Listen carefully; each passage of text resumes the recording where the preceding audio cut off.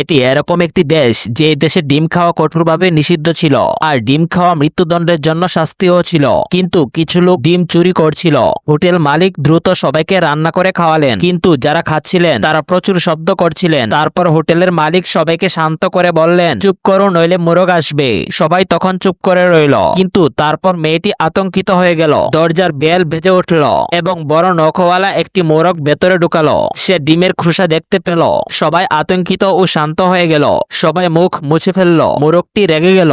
এই দেশে কেবল মোরগই রাজত্ব করত। এই মোরগগুলি সর্বত্র ঘুরে বেড়াতো। কেউ ডিম খাচ্ছে না তা নিশ্চিত করার জন্য সকলের উপর নজর রাখত। হোটেল মালিক আতঙ্কিত হয়ে পড়েন। মোরগগুলি ঘোষণা করে যে নিয়ম লঙ্ঘন করার কারণে সকলকে মৃত্যুদণ্ড দেওয়া হবে। একজন বৃদ্ধের শরীর প্রচন্ডভাবে কাঁপছিল, কিন্তু তারপর বৃদ্ধ ক্ষুধা সহ্য করতে না পেরে দ্রুত তার অর্ধেক ভাজা ডিম খেতে শুরু করে। এটি দেখে সবাই দ্রুত তাদের ডিম শেষ করতে শুরু করে। অনেক লোক এমনকি কাঁচা ডিমও খাচ্ছিল, কিন্তু মোরগগুলি ক্ষিপ্ত ছিল। তারা দেখলো যে এত ডিম রান্না হচ্ছে। মেয়েটি ভয়ে পিছু হাঁটলো। তারপরেই সে মেয়েটি জেগে উঠল।